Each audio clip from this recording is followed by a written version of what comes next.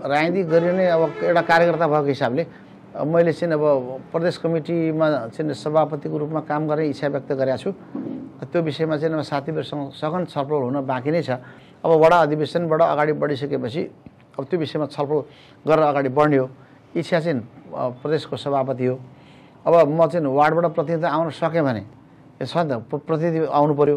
त्यसपछि क्षेत्रीय अधिवेशनबाट महाधिवेशन प्रतिनिधि हुनु पर्यो। त्यसपछि अनि त्यहाँ लड्न पाउने हो, त्यसपछि गर्ने हो। त्यो चरणबद्ध रूपमा कहीँ रोकियो भने त इच्छा मात्रै मेरो त सकिने भयो। शेखर दाईलाई चाहिँ लिएर जाने भनेर हामीले भनेकै छौँ कि उहाँ चाहिँ स्वास्थ्य क्षेत्रमा उहाँले गरेको योगदानको कुरा छ। डेमोक्रेसीको बारेमा जुन उहाँको लामो समयको चाहिँ एउटा लगाव र कमिटमेन्ट छ। करप्सनको बारेमा नेपाली कांग्रेस पार्टीभित्र सबभन्दा तीखो धार उठाएर धारे हात लाएर उठाएको उहाँले हो नि त। पार्टीभित्र होस् चाहे पार्टी बाहिर होस्, सरकारलाई होस् पार्टीको नेतृत्वलाई होस्, उहाँले खबरदारी गर्नुभएको अवस्था छ। दाइको चाहिँ घुमाउरो भाषाले सैद्धान्तिक स्वरूप चाहिँ एकदम मिठो आयो, तर व्यवहारिक पक्ष चाहिँ के हो दाइ? त्यो चाहिँ अलि बुझ्न चाहे। यसो छ है, अब तपाईँ जो पत्रकार साथीले नि अब यो चाहिँ काँचो भातलाई पनि पाकेको काँचो बनाउने बानी छ नि, यसमा दुविधा रहनुहुन्न भन्ने मलाई लाग्छ। पहिले कुरा त सैद्धान्तिक रूपमा छलफल जो मैले भनिरहेको छु, हामी त्यो ठाउँमा फेरि छलफल गर्छौँ। छलफल गर्ने कुरा आफ्नो सधैँ छ। त्यो मलाई लाग्छ हिजोको गगनजीले दलको नेता लडेको अवस्थामै हामी पुर्याउँछौँ भन्ने छ पहिलो कुरा। अब मिलेन भने मैले चाहिँ अब इमान्दारपूर्वक मैले डाक्टर शेखर कोइरालालाई सहयोग गरिरहेकै छु। मैले त्यो कुरा तपाईँलाई सुन्नु भएको पनि होला। र जेएनजी मुभमेन्टमा सबभन्दा पहिला चाहिँ उहाँले नै बोल्नु भएको छ नि त। उहाँले नै सबभन्दा पहिला चाहिँ स्टेटमेन्ट दिनुभयो। उहाँ त चाइना जानुभएको थियो, एउटा चाहिँ प्रोग्राममा चाहिँ उहाँ जानुभएको थियो। तर त्यो घटना थाहा भएपछि वहीँबाट चाहिँ यो मुभमेन्टलाई चाहिँ हामीले चाहिँ राम्रो व्यवस्थापन गर्नुपर्छ। जेएनजी मुभमेन्टले उठाएको ठिक छ है, यो व्यवस्थापन गर्नु जरुरी छ, नभए के अरे सकिन्छौँ भनेर त उहाँले वहीँबाट भने हो नि त। मैले आफ्नो क्लियर धारणा मैले सार्वजनिक पहिला पनि गरेको छु।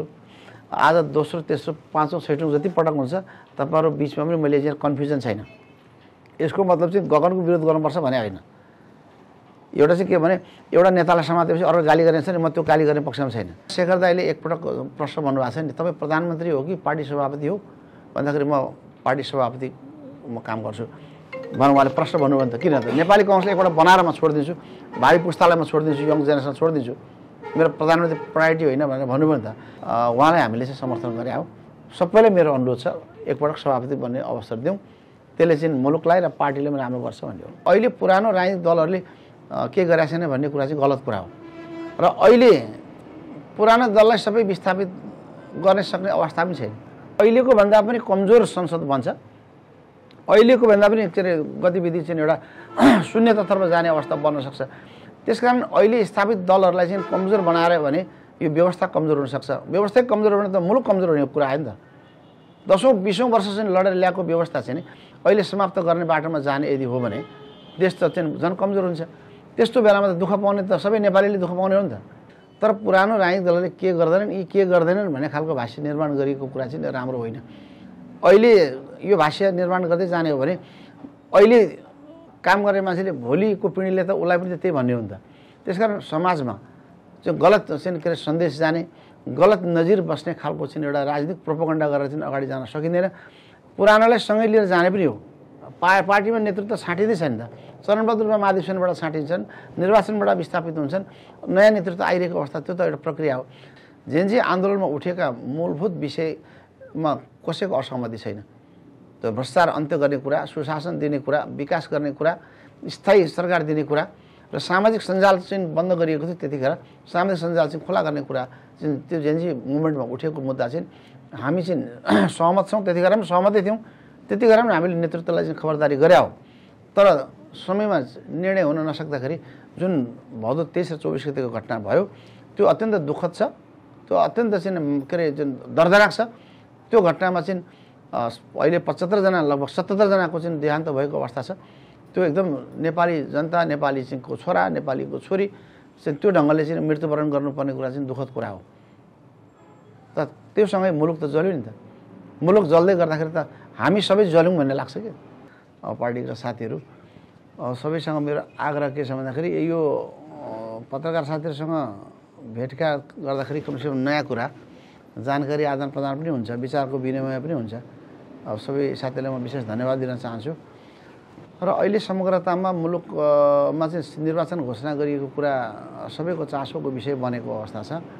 अब निर्वाचन हुन्छ कि हुन्न भन्ने दुविधा छ। तर अब नेपाली कङ्ग्रेसले त्यसको तयारी आन्तरिक तयारी गरिएको कुरा म जानकारी गराउन चाहन्छु। अहिले पार्टीले चाहिँ प्रत्येक निर्वाचन क्षेत्रबाट चाहिँ प्रत्यक्ष चुनाव लड्ने समानुपातिक उम्मेदवारहरू र राष्ट्रिय सभाको निमित्त अब अहिले माघ 11 गते राष्ट्रिय सभाको चुनाव हुँदैछ। त्यसको लागि आवश्यक पर्ने उम्मेदवारहरूको नाम सिफारिस गर्न भनेर केन्द्रले आन्तरिक सर्कुलर गरेपछि हामीले सिफारिस गरिसकेका छौँ। क्षेत्रबाट सिफारिस भइआएका साथीहरूलाई हामीले चाहिँ प्रदेश मार्फत हामीले पठाइसकेको अवस्था म जानकारी गराउन चाहन्छु कि निर्वाचन अहिलेको समस्याको समाधान निर्वाचन पनि हो भन्ने कुरा चाहिँ एउटा सोच अगाडि बढेको अवस्था पनि छ र नेपाली कङ्ग्रेस अहिलेको जुन ठुलो राजनीतिक दलको रूपमा स्थापित पार्टी पनि हो। अहिले निर्वाचनमा जानुपर्छ, निर्वाचनमा भाग लिने भनेर चाहिँ निर्णय गरिसकेको अवस्था पनि छ। त्यसको आन्तरिक तयारी भइसकेको अवस्था पनि छ। अब तर निर्वाचन गर्ने प्रक्रिया चाहिँ अब सरकारले त्यसको व्यवस्थापन गर्ने, त्यसको वातावरण बनाउने कुरा चाहिँ सरकारको कुरा हो। सरकारले चाहिँ अब ठुला राजनीतिक दलहरूसँग चाहिँ सघन छलफल गरेर सबै राजनीतिक दलले भाग लिने वातावरण बनाउने सरकारको दायित्व हो। अब सरकारले त्यो काम गरिरहेछ जस्तो मलाई लाग्दैन। अब मिडियामा निर्वाचनको कुरा आएकै छ, त मिडियामा पठाएर मात्रै चाहिँ सरकारको दायित्व पुरा हुन सक्दैन। त्यसकारण सबै नेपाली जनताले स्वतन्त्रपूर्वक चाहिँ एकदम भयरहित वातावरणमा चाहिँ निर्वाचनमा भाग लिने वातावरण बनाउने सरकारको दायित्व हो। त्यो काम सरकारले गर्नुपर्दछ। तर त्यो अहिले वातावरण बनेको अवस्था देखिँदैन।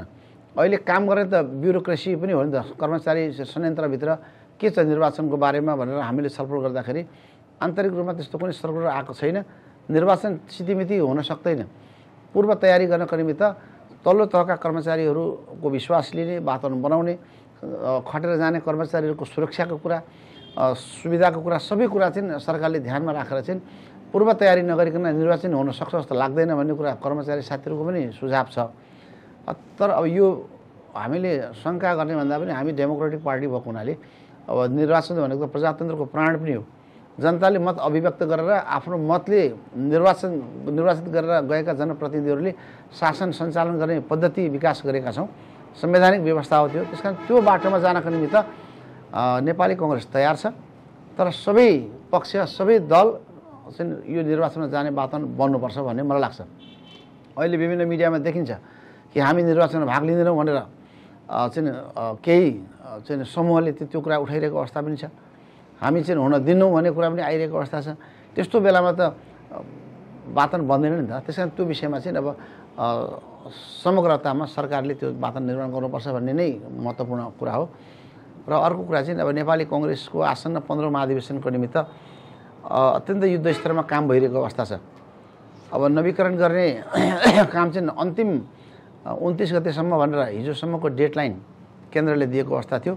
सकेसम्म चाहिँ अब हामीले नवीकरणको चाहिँ फर्महरू सेन्टरमा पठाएको अवस्था छ र छुटपुट ठाउँसारी चाहिँ केही नवीकरण हुन पुरानो नवीकरण हुन बाँकी रहेको कुरा चाहिँ कम्पाइल गरेर फेरि केन्द्रमा पठाउने प्रक्रिया चाहिँ अब हामी अगाडि बढिरहेका छौँ। त्यो सँगसँगै नयाँ सदस्यता वितरण गर्ने प्रक्रिया पनि थालनी भएको छ।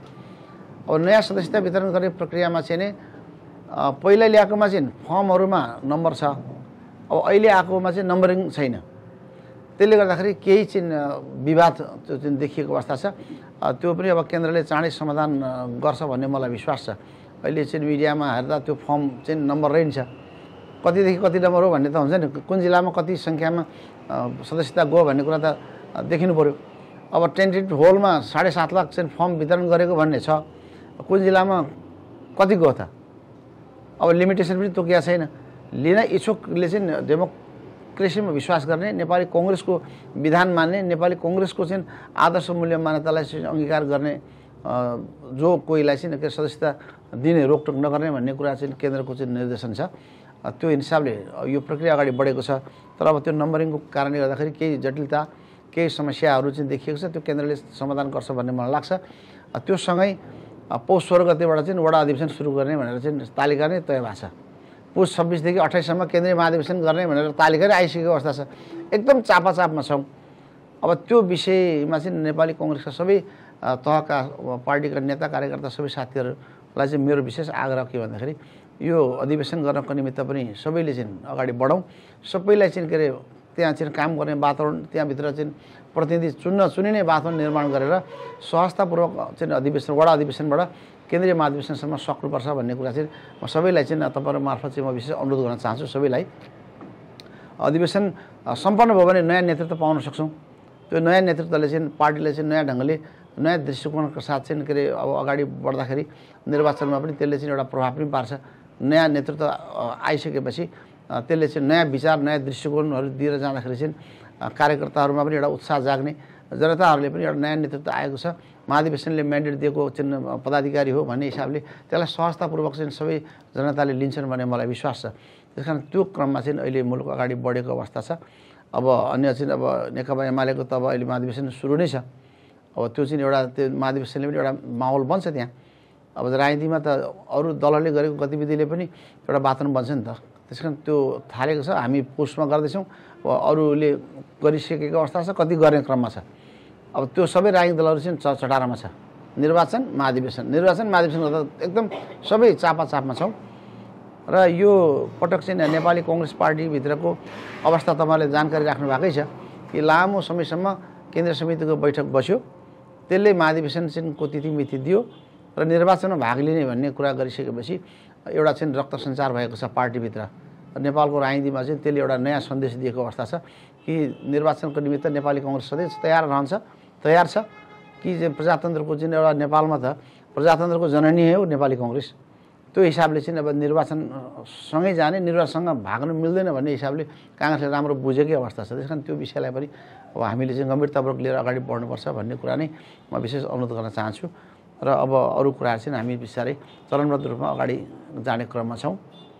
र समग्रतामा अहिले विभिन्न खालको राजनीतिक दलहरूप्रति मानिसको केही आशंका केही गुनासो बढेको अवस्था छ कि नेतृत्व तहबाट चाहिँ केही राम्रो काम भएन, काहीँ सिन्डिकेट भयो भन्ने खालको गुनासोले बढी घर गरेको अवस्था छ। यो पुरानो राजनीतिक दलले के गर्दैन भन्ने भाष्य निर्माण गर्न खोजिएको अवस्था पनि छ। यो विषयमा चाहिँ अब मेरो धारणा के हो भन्दाखेरि पुरानो राजनीतिक दलहरूले यहाँसम्म आउने, यो मुलुकलाई यहाँसम्म डोर्याउने काम गरेकै अवस्था छ नि त। पुरानो के होइन भन्यो भने नयाँ सृजना गर्दा टाइम लाग्छ नि त। त्यस कारण बनिसकेको सृजना गरिसकेको विषयहरूमा चाहिँ थपघट गर्ने, बुट्टा भर्ने, राम्रो चाहिँ के गराउँदै जाने, फराकिलो गर्दै जाने कुरा एउटा विषय हो। तर पुरानो राजनीतिक दलले के गर्दैनन्, यी के गर्दैनन् भन्ने खालको भाष्य निर्माण गरिएको कुरा चाहिँ राम्रो होइन। अहिले यो भाष्य निर्माण गर्दै जाने हो भने अहिले काम गर्ने मान्छेले भोलिको पिँढीले त उसलाई पनि त्यही भन्ने हो नि त। त्यसकारण समाजमा चाहिँ गलत चाहिँ के अरे सन्देश जाने, गलत नजिर बस्ने खालको चाहिँ एउटा राजनीतिक प्रोपोगन्डा गरेर चाहिँ अगाडि जान सकिँदैन। पुरानोलाई सँगै लिएर जाने पनि हो। पार्टीमा नेतृत्व छाँटिँदै छैन त। चरणबद्ध रूपमा महाधिवेशनबाट छाँटिन्छन्, निर्वाचनबाट विस्थापित हुन्छन्, नयाँ नेतृत्व आइरहेको अवस्था, त्यो त एउटा प्रक्रिया हो। तर अहिले नेपाली कांग्रेसले पनि के गरेको होइन भन्ने जुन बुझाइ छ, नेपाली कांग्रेसले के गरेन त। 2003 सालमा स्थापना भएको राजनीतिक सङ्गठन यहाँसम्म आउँदाखेरि कांग्रेसले के गरेन भन्न त सुहाउँदैन नि त, मिल्दैन नि त। त्यस कारण यो विषयहरूमा पनि चाहिँ तपाईँहरू चाहिँ मिडियाका साथीहरूबाट चाहिँ त्यो सत्य तथ्य चाहिँ बाहिर आउँदा राम्रै हुन्छ भन्ने मलाई लाग्छ। अब पत्रकारिता क्षेत्र राज्यको चौथो अङ्ग पनि हो। अब यसै पनि राज्यको चौथो अङ्ग भएको हिसाबले जवाबदेहीपूर्ण ढङ्गले तपाईँहरूले काम गर्नु भएकै छ। तर पनि अब अहिलेको चाहिँ सिनारियो चाहिँ सामाजिक सञ्जालले चाहिँ फरक ढङ्गले, गलत ढङ्गले बढी प्रोपोगन्डा बनाएर चाहिँ एउटा अगाडि बढ्दाखेरि चाहिँ तपाईँहरू चाहिँ यो सञ्चार जगतमा लामो समयदेखि काम गरेका साथीहरूको भूमिकामाथि पनि च्यालेन्ज थपिएको मैले महसुस गरेको छु।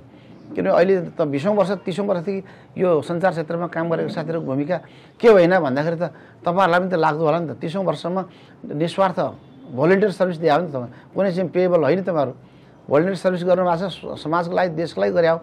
तर तपाईँहरूले पनि के गरेको छैन भनेर सोसियल मिडियामा लेख्दाखेरि त तपाईँहरूलाई पनि त्यो त फिल त हुन्छ। त्यसकारण अहिले पुरानो राजनीतिक दलहरूले के गरेको छैन भन्ने कुरा चाहिँ गलत कुरा हो। र अहिले पुरानो दललाई सबै विस्थापित गर्न सक्ने अवस्था पनि छैन। अहिले भनौँ नेपाली कांग्रेस ठुलो दल छ, 88 सिट छ। ल चुनावमा जनताले भोटै दिएनन्, घट्यो सिट भन्यो, कति घट्छ त?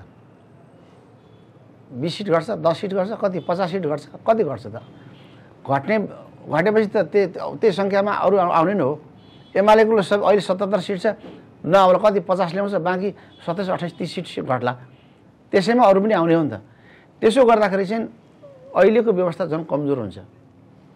योभन्दा अहिलेको पार्लियामेन्ट चाहिँ अझ चाहिँ छिचिमेरो टाइपको पार्लियामेन्ट बन्छ। फेरि सरकार बनाउँदा त कसैको मेजोरिटी पुग्दैन, फेरि त दलहरू मिल्नु पऱ्यो नि त। सङ्ख्या पुर्याउनु त 138 पुर्याउनु त दलहरू मिल्नु पऱ्यो। त्यसो हुँदाखेरि त अहिलेको भन्दा पनि कमजोर संसद बन्छ। अहिलेको भन्दा पनि के अरे गतिविधि चाहिँ एउटा शून्यतातर्फ जाने अवस्था बन्न सक्छ। त्यसकारण अहिले स्थापित दलहरूलाई चाहिँ कमजोर बनाएर भने यो व्यवस्था कमजोर हुनसक्छ। व्यवस्था कमजोर भने त मुलुक कमजोर हुने कुरा आयो नि त। 10औं-20औं वर्ष चाहिँ लडेर ल्याएको व्यवस्था चाहिँ अहिले समाप्त गर्ने बाटोमा जाने यदि हो भने देश त चाहिँ झन् कमजोर हुन्छ। त्यस्तो बेलामा त दुःख पाउने त सबै नेपालीले दुःख पाउने हो नि त। त्यसकारण यो विषयमा पनि तपाईँ सञ्चार जगतका साथीहरूले चाहिँ एउटा दर्बिलो ढङ्गले चाहिँ मुलुकको निमित्त र समग्र नेपाली जनताको निमित्त चाहिँ आफ्नो अडान आफ्नो दृष्टिकोणहरू चाहिँ प्रष्टसँग राखेर अगाडि बढ्नुपर्छ भन्ने कुरा मेरो आग्रह पनि छ। त्यसकारण अहिलेको भन्दा सुदृढ बनाउनको लागि चाहिँ हामीले संशोधन गर्नुपर्ने विषयहरू चाहिँ के हुन् त भनेर त्यसलाई आइडेन्टिफाई गरेर अगाडि बढ्ने हो। र अहिले हामीले चाहिँ आइडेन्टिफाई गरेको विषय सबभन्दा ठुलो कुरा के भन्दाखेरि यो मिश्रित निर्वाचन प्रणाली जबसम्म रहन्छ तबसम्म चाहिँ कुनै पनि राजनीतिक दलले बहुमत प्राप्त गर्न सक्दैन। त कुनै पनि दलले बहुमत प्राप्त गर्न नसक्ने राजनीतिक प्रणाली निर्वाचन प्रणाली लिएर बसिरहेका छौँ। त्यसमा संशोधन गर्यो भने त बहुमत आउन सक्छ नि त। जसको मेजोरिटी चाहिँ उसले गभर्मेन्ट चलाउँछ नि 5 वर्षसम्म। त कमसेकम सङ्ख्या नपुगेपछि त मिल्नु पर्यो। त्यो परिस्थिति अन्त्य गर्नको लागि चाहिँ निर्वाचन प्रणाली चाहिँ सुधार गर्नुपर्छ भन्ने चाहिँ हाम्रो चाहिँ के अरे अडान र हाम्रो चाहिँ छलफलको प्रक्रिया चाहिँ अस्ति सुरु भएकै थियो। तर अब जेनजी आन्दोलन पछाडिको परिस्थिति चाहिँ फेरिएको अवस्था छ। त संविधान त जस्ताकै निर्वाचन गर्दा त फेरि हामी मिश्रित निर्वाचन प्रणालीमै जानु पर्यो। फेरि पनि त बहुमत त कसैको आउने सम्भावना देखिँदैन। 10-20 तलमाथि होला, दलहरू अरू थपिएला, नयाँ प्रतिनिधि आउलान्। त्यस कारण तर त्यो विषयलाई पनि गम्भीरतापूर्वक लिनुपर्छ भन्ने मलाई लाग्छ। अनि जहाँसम्म जेनजी आन्दोलनको सवाल छ, जेनजी आन्दोलनमा उठेका मूलभूत विषयमा कसैको असहमति छैन। त्यो भ्रष्टाचार अन्त्य गर्ने कुरा, सुशासन दिने कुरा, विकास गर्ने कुरा, स्थायी सरकार दिने कुरा र सामाजिक सञ्जाल चाहिँ बन्द गरिएको थियो त्यतिखेर सामाजिक सञ्जाल चाहिँ खुला गर्ने कुरा चाहिँ त्यो जेनजी मुभमेन्टमा उठेको मुद्दा चाहिँ हामी चाहिँ सहमत छौँ। त्यतिखेर पनि सहमतै थियौँ। त्यतिखेर पनि हामीले नेतृत्वलाई चाहिँ खबरदारी गरे हो। तर समयमा निर्णय हुन नसक्दाखेरि जुन भदौ 23 र 24 गतेको घटना भयो त्यो अत्यन्त दुःखद छ। त्यो अत्यन्त चाहिँ के अरे जुन दर्दनाक छ। त्यो घटनामा चाहिँ अहिले 75 जना लगभग 77 जनाको चाहिँ देहान्त भएको अवस्था छ। त्यो एकदम नेपाली जनता, नेपाली चाहिँ को छोरा, नेपालीको छोरी चाहिँ त्यो ढङ्गले चाहिँ मृत्युवरण गर्नुपर्ने कुरा चाहिँ दुःखद कुरा हो। त त्योसँगै मुलुक त जल्यो नि त। मुलुक जल्दै गर्दाखेरि त हामी सबै जल्यौँ भन्ने लाग्छ कि। नेपाल त सबैको हो नि त।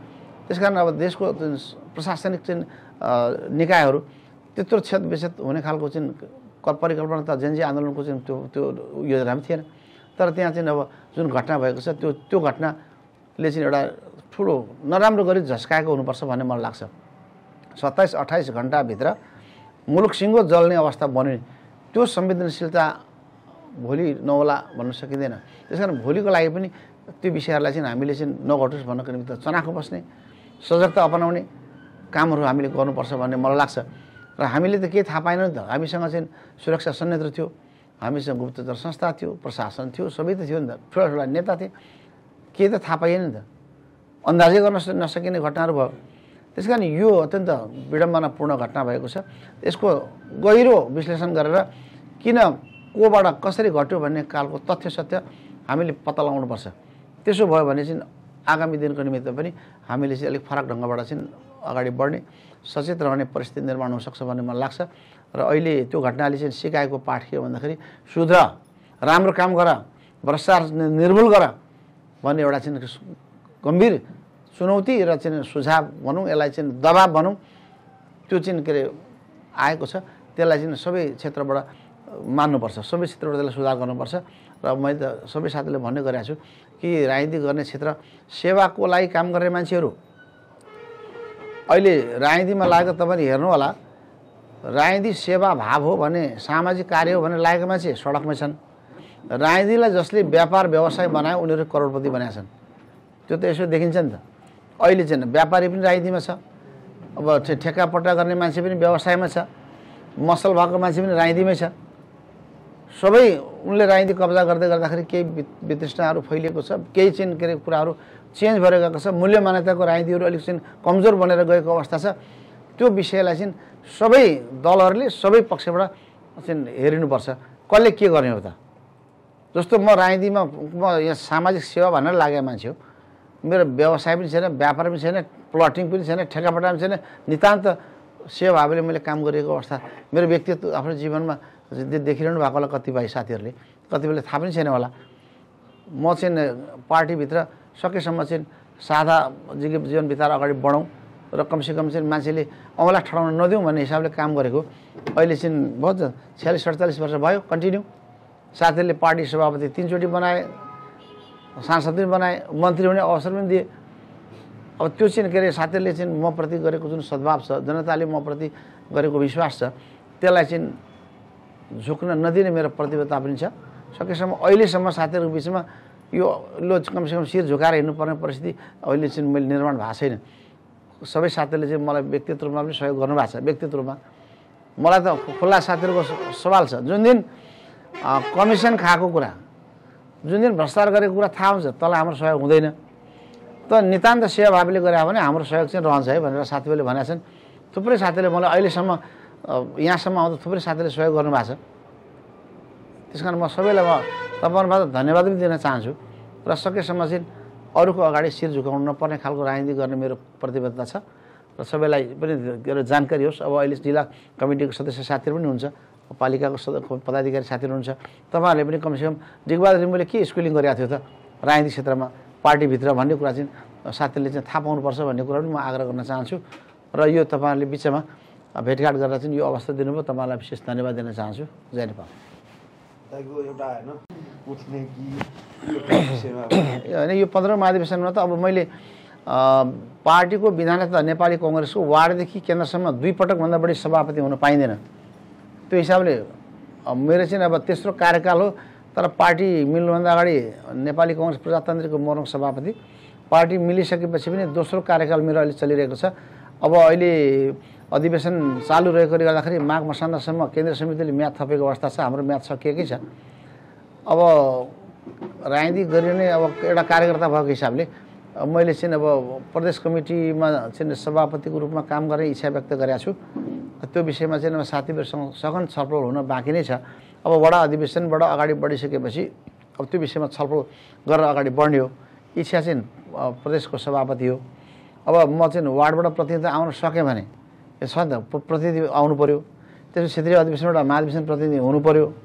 त्यसपछि अनि त्यहाँ लड्न पाउने हो, त्यसपछि गर्ने हो। त्यो चरणबद्ध रूपमा कहीँ रोकियो भने त इच्छा मात्रै मेरो त सकिने भयो। त्यसकारण अब अहिले चाहिँ कोशी प्रदेशमा सभापति गरौँ न त भन्ने इच्छा मैले चाहिँ व्यक्त गरिएको अवस्था छ। तर अब सबै साथीहरूसँग चाहिँ सघन छलफल गरेर अरू पनि आकाङ्क्षी साथीहरू हुनु होला। अब बसेर छलफल गरेर टुङ्ग्याउने विषय हो। र त्यो टुङ्ग्याउनुभन्दा पनि प्रतिनिधि आउने विषय महत्त्वपूर्ण कुरा भयो क्या। अब सांसद भएको हिसाबले म स्वतः क्षेत्रीय प्रतिनिधिको अवसर मैले पाउने अवस्था थियो। अब अहिले चाहिँ अब के अरे सांसद नरहेको अवस्था छ अहिले मुलुकमा। त्यो भएको हिसाबले मैले वार्डमै प्रतिनिधिको लागि जानुपर्छ। अब वार्डमा चाहिँ प्रतिनिधि पठायो भने एउटा खुड्किलो पार हो। अब अर्को क्षेत्रीय अधिवेशन छ, क्षेत्रीय अधिवेशनमा महाधिवेशन प्रतिनिधि हुनुपर्ने बाध्यता अवस्था छ। अनि त्यो महाधिवेशनमा पार गयो भने अनि त्यसपछि त्यहाँ फाइट गर्ने हो। त्यहाँसम्म पुग्न टाइम लाग्छ। सकेसम्म मेरो इच्छा चाहिँ प्रदेश सभापतिको इच्छा हो। बोल्दै गर्दाखेरि अघि धेरै सामसामिक विषयहरू भन्नुभयो कि अब जिज्ञासा आएपछि राख्ने लागिहाल्छ। हाम्रो कस्टमा चाहिँ के भन्दाखेरि 2 पटक सभापति भएको व्यक्ति फेरि सभापतिमा उम्मेदवार हुन सक्दैन। त्यो हिसाबले शेरबहादुर दाइको दोस्रो चरण सकिसक्यो, टर्म उहाँ आउनुहुन्न। र अब अर्को आउने टर्ममा चाहिँ अब सभापति भएर आउने कार्यकर्ताले अनुमोदित हुने कुरा त अब अहिले उम्मेदवारहरूको कुरा त तपाईँले सुनिरहनु भएको छ नि। अब डाक्टर शेखर कोइरालाको उम्मेदवारीको कुरा आएको छ, गगनजीको उम्मेदवारीको कुरा आएको छ, पूर्णबहादुर दाइ चाहिँ आफै कार्यवाहक सभापतिको हिसाबले उम्मेदवार हुन्छु भन्नुभएकै छ। अब त्यसपछि अब चन्द्र भण्डारीको पनि चाहिँ के अरे म पनि उठ्छु भन्नुभएको छ। अब अरू कति साथीहरू चाहिँ सभापतिको आकाङ्क्षी हुनु होला। तर चरण के भन्दाखेरि अब सबै कुरा टुङ्गिएको क्षेत्रीय अधिवेशन सकिसकेपछि त्यसपछि एउटा चाहिँ के अरे उम्मेदवार को रहने फाइनल त्यतिखेर हुन्छ। दाइको इच्छा चाहिँ के हो? दाइले भन्नु मिल्छ कि मिल्दैन? अहिले त कस्तो भने एउटा लाइन स्पष्ट गरेर आफू राजनीतिक रूपमा अग्रसर हुने र लडाइँ लड्ने एउटा टिम समूह नै लडाइँ लड्ने बानी छ र यो संस्कार पनि हो। त्यो आन्तरिक प्रतिस्पर्धा नभइकन एउटा नेतृत्वमा आउनै सक्दैन। अहिले यी नाम भनिरहँदाखेरि दाइको इच्छा चाहिँ के हो? मैले त यसमा चाहिँ क्लियर छ। म पहिलो कुरा चाहिँ गुटको नाममा धेरै मान्छे तलमाथि गर्नुहुन्न भन्ने मान्छे हो। मेरो आफ्नो व्यक्तित्व र मेरो कुरा चाहिँ म हिजो प्रजातान्त्रिक काङ्ग्रेसमा काम गरेको यति मान्छे लिएर भएको सभापति भएको पार्टी मिल्यो फेरि मलाई 13औं महाधिवेशनबाट सभापति बनाए, 14औं महाधिवेशन सभापति बनाए। म चाहिँ गुट टिम हुन्छ, तर त्यसलाई स्थायी रूपमा राखेर टिमको नाममा मान्छेले दल हुन्न भन्छ क्या। यो टिमको नाममा चाहिँ चुनावमा त प्यानल हुन्छ, चुनावको परिणाम आइसकेपछि सक्यो नि त। र तर अहिले हामीले के मिस्टेक गऱ्यौँ भन्दाखेरि स्थायी गुट बनाएर मान्छे होच्याउने, मान्छेले हिलो छ्याप्ने, मान्छेले चाहिँ छेक्ने जुन काम गरिरहेको छौँ त्यो गलत काम भएको छ। मान्छेको योगदानलाई चाहिँ अवमूल्यन गर्नुहुन्न भन्छ कि। टिममा परेन भने पनि उसले गरेको योगदान डेमोक्रेसीको लागि चाहिँ के अरे जुन काम गरेको छ, पार्टीको लागि योगदान गरेको छ नि, उसलाई चाहिँ मिनिमाइज गर्नुहुन्न। उसको सकिने भूमिका दिएर सँगै लाने कोसिस गर्यो भने राम्रो हुन्छ। जस्तो मेरै कुरा त म बार बार भन्छु नि त, म यति मान्छे लिएर बसेको प्रजातान्त्रिक काङ्ग्रेसमा, अनि पार्टी मिल्यो त्यहाँ त म हराएँ नि त। म यति नै लिएर बसेँ नि त मेरो टिम त, एकछिनले टिमकै गुटकै कुरा गर्दा। तर मैले के भने जहिले पनि भने न्यायपूर्ण निर्णय गर्ने हो। सधैँ गुटको नाममा मान्छे थिचोमिचो गर्नुहुन्न भनेर मैले जो जिल्लामा कुरा उठाएँ, त्यो मेरो इस्युलाई चाहिँ सबैले साथीले मन परायो, विश्वास गरेँ। मैले 2टा अवधिसम्म फेरि मैले ल्याएको। त्यसकारण अहिले सेन्टरको कुरा चाहिँ के भन्दाखेरि हामीले के भन्यौँ भने हिजो गगनजी गर्दा हामी एउटै 14मा एउटा ठाउँमा लड्या हो। गगनजीलाई चाहिँ संसदीय दलको नेता बनाउने मध्येको म एकजना मान्छे हो।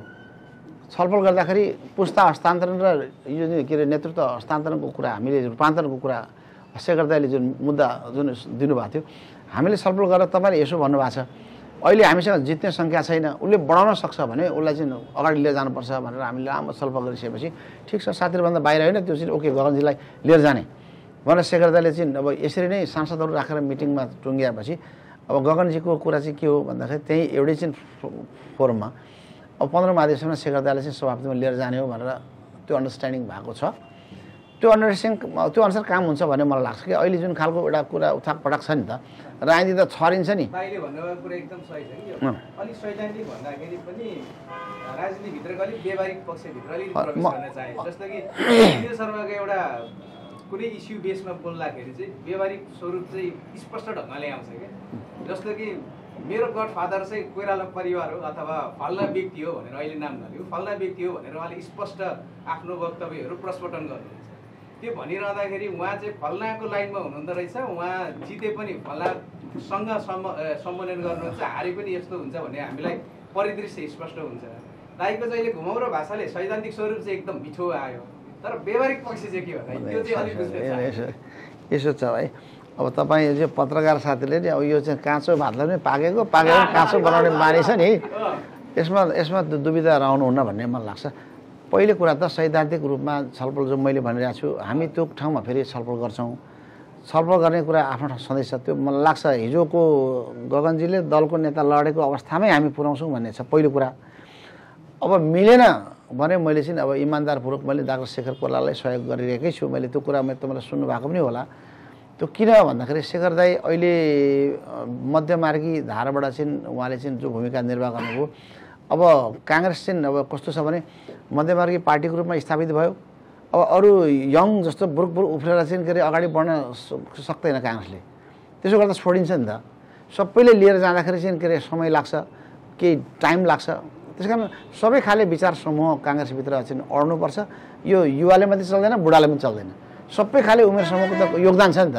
त्यस कारण मान्छेको योगदानलाई पनि बिर्सिनुहुन्न कि अघि पनि भने नि त, बुढाहरू काम लाग्दैनन् भन्न थाल्यो भने युवा कहाँबाट हात हो त, त्यसैको जेनेरेसन त हो त, त्यसैको प्रोडक्सन त हो नि त। त्यस कारण यो विषयलाई ध्यानमा राखेर शेखर दाइले जुन मध्यमार्गी धार गरेर हिजो केन्द्रीय समितिको बैठक हामीले देख्यौँ नि त, संस्थापनको टिमलाई पनि तपाईँहरू चाहिँ अलिक अगाडि आउनुहोस् र जुन विशेष महाधिवेशनको लागि भनेर धेरै एक्सर्साइज गरेका साथीहरूलाई पनि तपाईँहरू अलिक चाहिँ तल आउनुहोस्, बिचमा अगाडि बढ्ने हो। नेपाली कङ्ग्रेसको एउटा कल्चर छ नि कि मध्यमार्गी भनेपछि त सबैको विचारलाई लिएर हिँड्ने हो नि त। त निर्णय पनि त्यही हिसाबले टुङ्ग्याउने कुरामा चाहिँ हिजो डाक्टर शेखर कोइराला सफल पनि हुनुभयो। त्यो हिसाबले परिपक्व नेताको चाहिँ नेतृत्वमा चाहिँ सबै युवा साथीहरू लिएर जाने नै हो।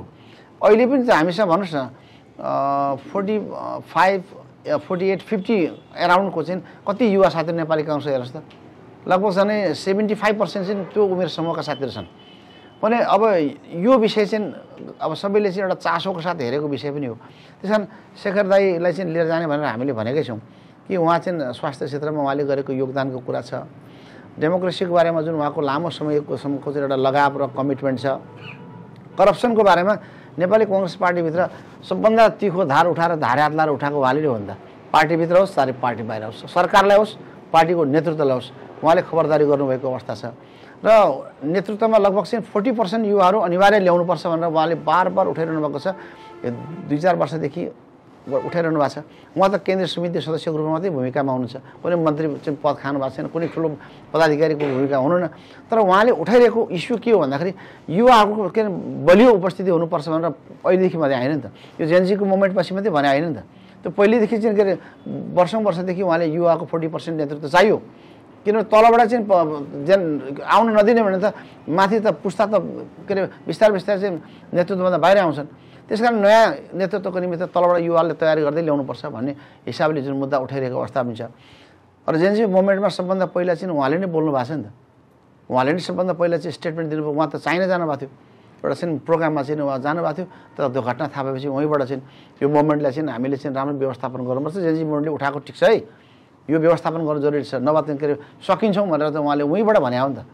यो विषयहरू र शालीन व्यक्तित्व हुनुहुन्छ, धेरै चाहिँ के अरे तलमाथि खरो कुरा गर्ने, धेरै जर्खरा कुरा गर्ने पनि होइन, सबैको कुरा सुनेर यो मिलनबिन्दु यसो है, एउटै मिलनबिन्दु साझा धारणाका साथ जानुपर्छ भन्ने हिसाबले जो लागिरहनु भएको छ, त्यसले नै नेपाली कङ्ग्रेसको नेतृत्व गर्न सक्छ र त्यसले सिङ्गो देशको नेतृत्व गर्न सक्छ भन्ने हिसाबले मैले आफ्नो क्लियर धारणा मैले सार्वजनिक पहिला पनि गरिरहेको छु। आज दोस्रो तेस्रो पाँचौँ छैटौँ जति पटक हुन्छ तपाईँहरू बिचमा पनि मैले चाहिँ कन्फ्युजन छैन। यसको मतलब चाहिँ गगनको विरोध गर्नुपर्छ भने होइन। एउटा चाहिँ के भने एउटा नेतालाई समातेपछि अरू गाली गर्ने छ नि, म त्यो गाली गर्ने पक्षमा छैन। जुन नेताको बारेमा मलाई चित्त बुझ्दैन उहीसँग कुरा गर्ने हो। म सडकमा कुनै नेतालाई गाली गर्दा पनि गर्दैन, मलाई जो कारबाही निकाल्दा पनि, मलाई चाहिँ अपमानित गर्दा पनि मैले सामान्य कुरा मैले डिबेट गरे हो, बाहिर कसैलाई गाली गर्ने होइन। एउटा त्यो कल्चर मैले डेभलप गर्नु खोजेँ हो। चित्त जोसँग बुझ्दैन नि उहीसँग पो कुरा गर्ने हो त। अब कुरा एउटासँग रिस छ, तपाईँलाई चाहिँ म त्यसलाई यो गर्छु र त्यो गर्छु भन्न थाल्यो भने त फेरि बढाएर के भनिदिनु होला, अनि कहिले जोडिने ठाउँमा पुगिँदैन क्या। त्यस कारण नेतृत्वका प्रति चाहिँ मेरो सबै नेतालाई म नेता मान्छु। उमेरले चाहिँ के अरे गगन त भाइ नै हो नि मेरो, लामो समय मैले काम गरेको छु नि त। तर उहाँ महामन्त्री पार्टीको नेता हो नि त, त्यो हामीले चाहिँ त्यो पोस्टमा पुऱ्याएको हिसाबले त्यो पद पनि मान्छु, नेता पनि मान्ने हो, तर उहाँको विरोधी पनि होइन। त्यसमा सबै नेतासँग मिलेर काम गर्ने वातावरण निर्माण गर्ने मैले गर्ने हो। शेखर दाइ जित्नुभयो, शेखर दाइ सभापति हुनुहुन्छ, गगनजीले सँगै काम गर्नुहुन्छ, भोलि गगन जित्नु होला, तर पनि शेखर दाइ त्यही काम गर्ने वातावरण बनाउनुपर्छ भन्ने कुरा हो क्या।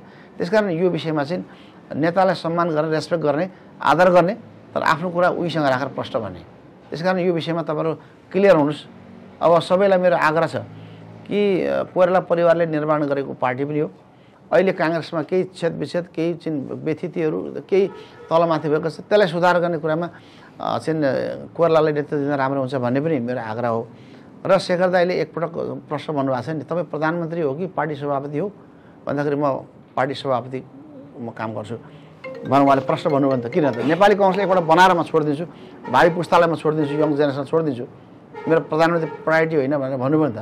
सत्तै स्वार्थ हुँदा त म प्रधानमन्त्री लिन्छु, दुइटै लिन्छु भन्थ्यो होला नि त, त्यो त भन्नु भएन। त्यस कारण एक ठाउँमा उभिएर म काम गर्छु भन्ने जुन कमिटमेन्ट छ नि, त्यो चाहिँ सबैको लागि एउटा चाहिँ शिक्षाप्रद छ। सबैले चाहिँ पदको लागि लोभीपापी लोलुप्ता गर्नुहुन्न भन्ने एउटा सन्देश पनि हो। त्यसकारण उहाँलाई हामीले चाहिँ समर्थन गरे हो। सबैलाई मेरो अनुरोध छ एकपटक सभापति बन्ने अवसर दिउँ, त्यसले चाहिँ मुलुकलाई र पार्टीले पनि राम्रो गर्छ भन्ने हो।